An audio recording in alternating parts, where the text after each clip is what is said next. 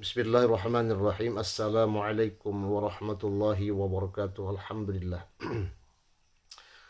Allahumma salli wa sallim ala sayyidina Muhammadin bil lisani jami'ati fi hadratil wasi'ah salatan tamuddu biha jismi min jismihi wa qalbi min qalbihi wa ruhi min ruhihi wa sirri min sirrihi wa ilmi min ilmihi wa amali min amalihi wa khuluqi min khuluqihi wa wijhati min wijhatihi wa niyati min niyatihi wa qasdi min qasdihi wa ta'udu barakatuhu alayya wa ala awladi wa ala ashabi wa ala ahli asri ya nur ya nur ya nur ija'alni nurum yaqin. Alhamdulillah, sahabatku, mari kita tonton video yang mana mereka berdua ini menjelaskan tentang sejarah Wali Songo. Selamat menyaksikan.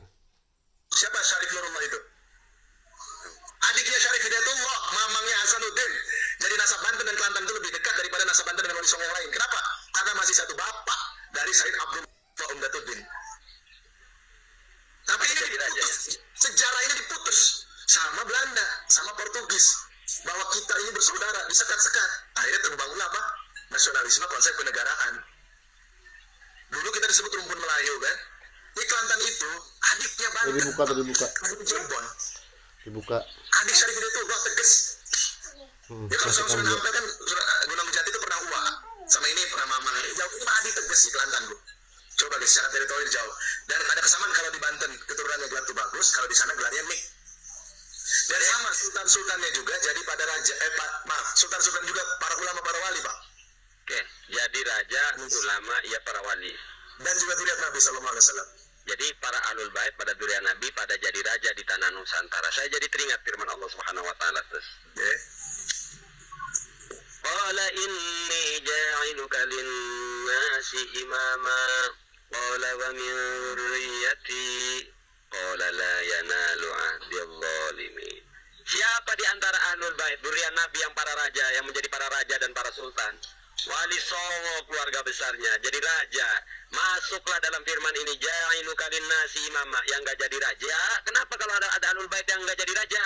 La yanalu ahdil zalimin. Mikirin amplop lulu, mikirin pujian lulu, jadi lu enggak punya raja.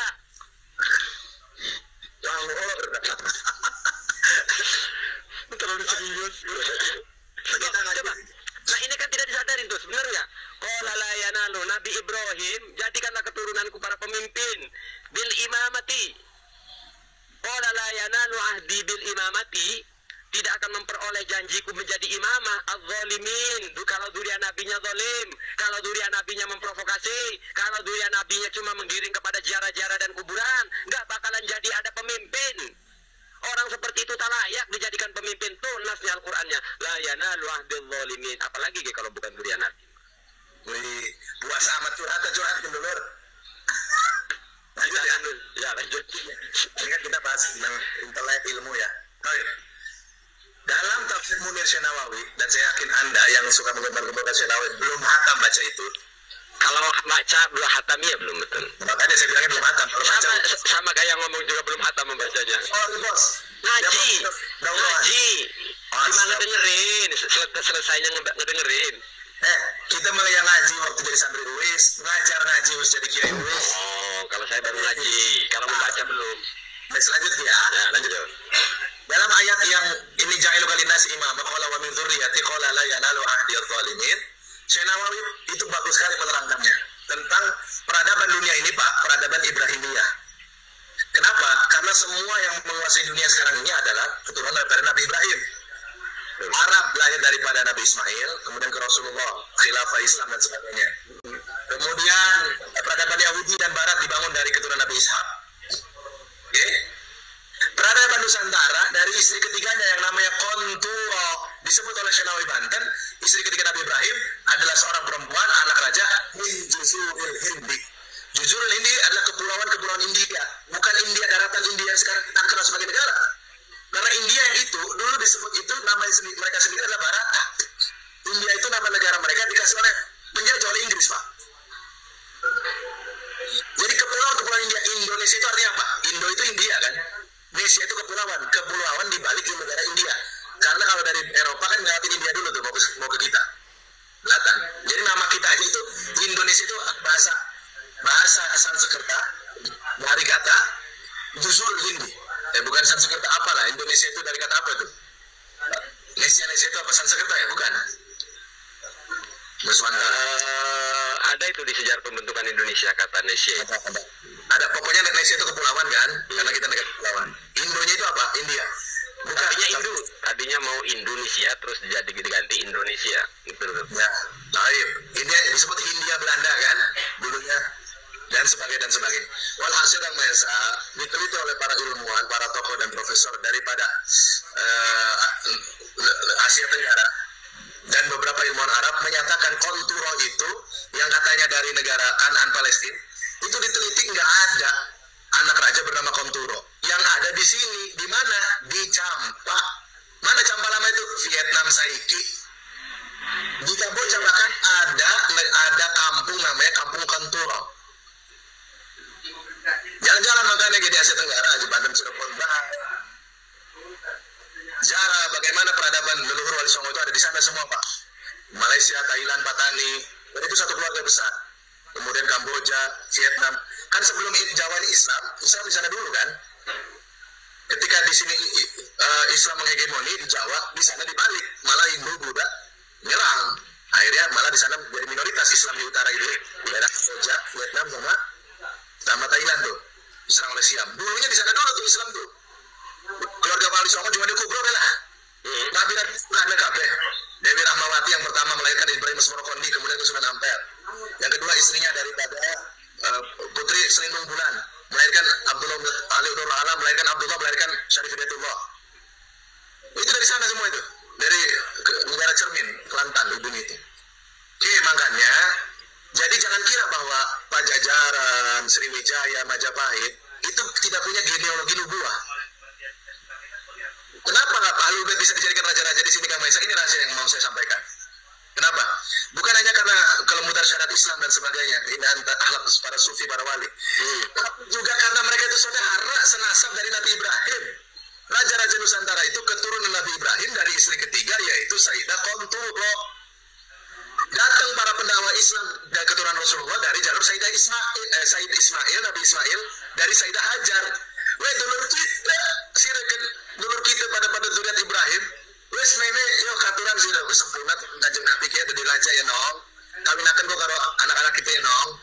Jadi orang sembarangan Abdullah dikawinakan karo Rara Santang cuma karena modal syahadat.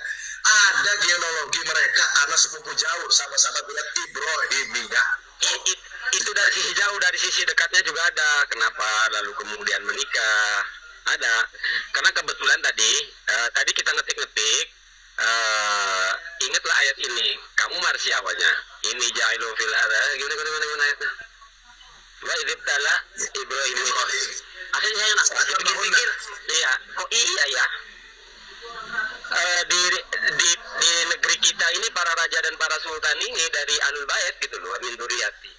Rata-rata ya, nggak semua. Iya. Jadi doa Nabi Ibrahim, Duria ini pada jadi mau yang dari jalur melalui proses kekafiran dulu tetap jadi raja-raja, mungkin tadi yang dipaparkan ya, yang dari Islam ya melalui Nabi ini ya.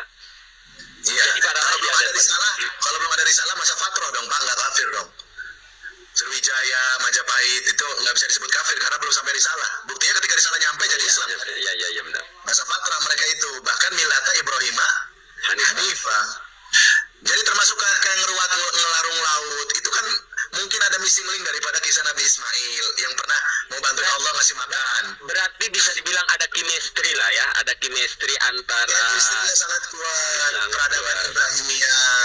peradaban Ibrahimiyah. Jadi memang apa-apa juga Kang Maesa perlu waktu. Kita semangat kan punya anak, istri masih hamil 3 bulan yang nggak bisa dilahirin Pak.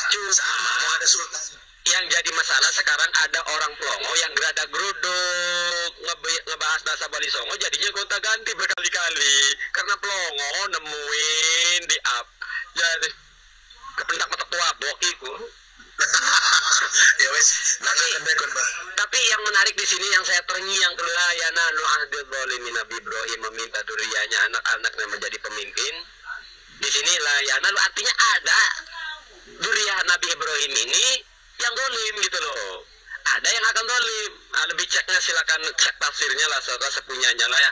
Ada dari durian Nabi ini, dari jalur Nabi Ibrahim dan Nabi ini yang dolim. Nah dolimnya tentu tingkatannya yang dibahas adalah Pak, Quraisy itu kan keturunan Nabi Ibrahim semua itu. Itu zalim menentang Rasulullah. Siapa sih yang mesti ngerebutin itu ya Jan? Jadi ada yang dolim, mungkin durian Nabi Muhammad dolimnya tidak sampai kafir, tapi yang dolim-dolim tidak jadi raja, egois, pengen membesarkan klannya, membesarkan kuburan datuk-datuknya. Yang dolim-dolim begitu mah tidak jadi raja. Yang jadi raja tuh orang yang Buang. Bangun dong. Di budaya saya kok, biar pada waras. Wes nyanyiin dia Teo. Nah, demikian sahabatku penjelasan tentang Wali Songo ya.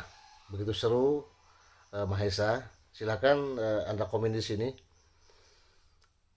Apakah benar bahwasanya Wali Songo itu dzurriyyah dari Nabi Ibrahim alaihissalam? Silakan untuk dikomen dan assalamualaikum warahmatullahi wabarakatuh.